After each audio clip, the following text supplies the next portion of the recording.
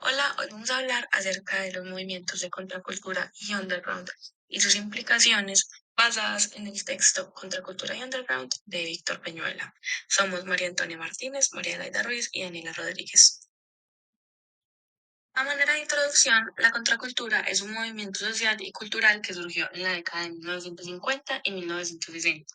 Este surgió en oposición a la cultura dominante de la época y se caracterizó por el rechazo a las normas y valores establecidos por lo que antes era la sociedad dominante y al capitalismo. Y también se caracterizó por su apoyo a la libertad individual, la experimentación, la creatividad y la no conformidad.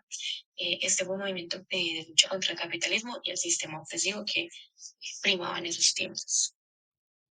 Para este entonces, los jóvenes y la música fueron los principales impulsores o los protagonistas del movimiento de la contracultura, seguidos por filósofos y maestros que también apoyaron esos movimientos e hicieron que se extendieran hacia otros submovimientos como el hippie, la cultura negra, la cultura gay y entre otros.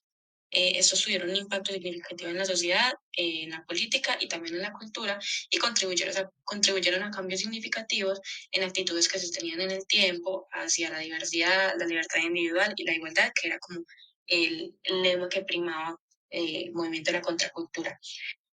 La contracultura, a pesar de que haya evolucionado a lo largo del tiempo, aún existen elementos en la sociedad actual que se siguen evidenciando en la cultura popular y en la política, que son predecesores de este movimiento de la cultura de los 60. Caracterizaban por tres diferentes filósofos y sus pensamientos. Pensaba Spinoza, que decía que el mal provenía del hombre. Nietzsche, el mal proviene de la humanidad. Y Marx, que es el protagonista de toda la contracultura y el underground y todo el movimiento hippie, dice que el mal es la sociedad y las clases sociales. Y por ende nace el marxismo, el comunismo y todos estos ideales que tratan de cambiar completamente el esquema de las clases, mientras que los jóvenes de los 60 sí tenían capacidad económica y provenían de una clase media o alta. Para hablar de la juventud hay que tener en cuenta que esta no existía antes de los años 60, sino que existían unos jóvenes preadultos o adultos.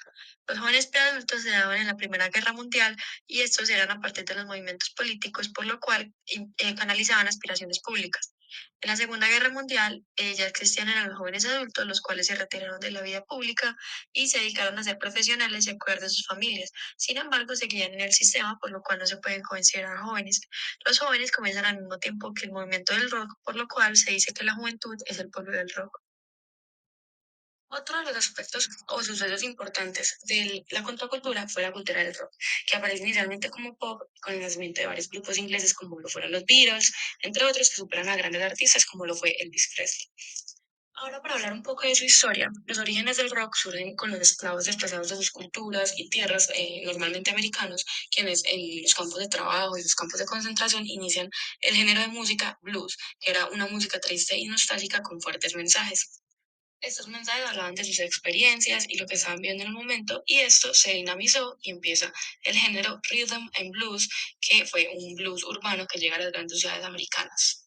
Este género habla de cosas que nadie más hablaba en el momento, como lo era el trabajo, el sexo, las situaciones de las comunidades negras, el capitalismo gringo y entre otras situaciones que sucedían en el momento, pero posteriormente este género se empieza a moldear y a capitalizar y el género se convierte en rock and roll, que es lo que todos conocemos hoy en día, que fue interpretada por una serie de cantantes blancos.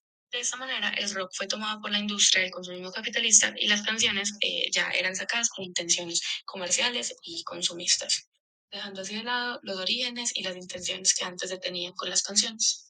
Para concluir, el rock se define como una manifestación hecha por los jóvenes y para los mismos jóvenes, y así nace este sentimiento de identificación en la juventud y esta por fin se siente protagonista.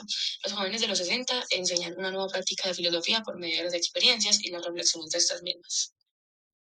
El marxismo logra crear un replanteamiento en los pensamientos de los jóvenes de los 60, lo que va atado al crecimiento rápido del capitalismo y un cambio drástico en la cultura en general, lo que empieza a crear una revolución en todos los sentidos de la palabra y hay un cuestionamiento crítico hacia todas las instituciones por medio de los jóvenes, a las instituciones como lo son la familia, el ejército, el trabajo, las universidades y hay un replanteo en todo tipo de pensamientos. Se plantea no una revolución, sino una rebelión, y hay un cambio drástico con el clima político del momento y todo lo que tiene que ver que está pasando en esta década. De la contracultura explica las dimensiones de lo vertical y lo horizontal, siendo lo horizontal aquellos valores genuinos y correctos, por lo cual se busca una producción de nuevos valores con un corte horizontal. Para explicar los valores verticales, se habla de los valores medievales, ya que no se consideraban como correctos y genuinos. Ahora bien, la cultura moderna es definida también dentro de un corte vertical. También se habla de la importancia de lo espontáneo y lo cotidiano, siendo la educación parte de esto, la cual se considera como la única enseñanza y el único lugar donde se puede aprender. Se habla de la separación de la producción y el consumo, definiendo a los profesores como la producción y a los estudiantes como el consumo. De esta manera, en la enseñanza se da una producción de nuevos valores horizontales.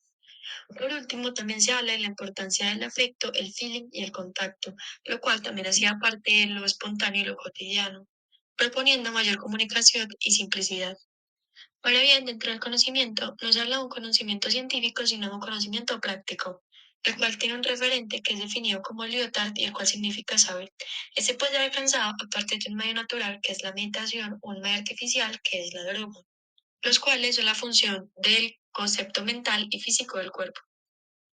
Se plantea un nuevo estilo de vida que trata de combatir lo monótono, la vida americana y todo este planteamiento como del trabajo y que todos los días son exactamente iguales, que va muy de la mano con lo organizacional, con que todo sea de la misma manera todos los días. Se mueven y se trasladan hacia lo más antiguo, que va a lo neoprimitivo, y tienen una reconexión con la naturaleza, con el redescubrimiento del cuerpo y la liberación de este, y por medio de esto también hacen un rechazo a la ciencia, porque se empiezan a cuestionar si todo es político y todo va ligado con la política, qué tan verdaderas son las afirmaciones que hacen. También se sigue planteando ese cuestionamiento hacia el capitalismo y si tienen que trabajar, entonces también tienen que consumir. Entonces proponen un valor nuevo en lo gratuito y encontrar las cosas buenas en estas cosas que son gratis. Como segundo aspecto, hablaremos también acerca del underground, que fue un movimiento de contraposición a la tradición y de resistencia a la opresión que se vivía en el momento. Este implicaba una cristalización cultural de las actitudes que pasaban a través del tiempo y fue un movimiento que desconfiaba de la razón y del poder. Enfatizaba más que todo su importancia en lo privado, como era el cuerpo, la vida, y priorizaba como el ser humano, la vida y su naturaleza. Este movimiento buscaba la transformación del individuo antes que la transformación de la sociedad y fue caracterizado en tres aspectos. El primero fue la búsqueda de la solidaridad mundial como producto de una mentalidad planetaria basado en la solidaridad como respuesta natural a las relaciones entre humanos y naturales y con el entorno como una idea de justicia, dejando a lado pues conceptos como lo eran el poder, el dinero, el éxito, la propiedad, discriminación, competencia, entre otros. El segundo era la resistencia a sistemas de poder y organizaciones autoritarias que se basaban en la oposición a la primacía de la propiedad sobre los derechos personales y otros factores que reprimen la vitalidad. Y el tercer aspecto fue la importancia de la vida frente al pensamiento, abandonando así la obsesión por la verdad y priorizando la importancia de la acción y la vida sobre el pensamiento. Se creía que esa era la forma correcta de vivir.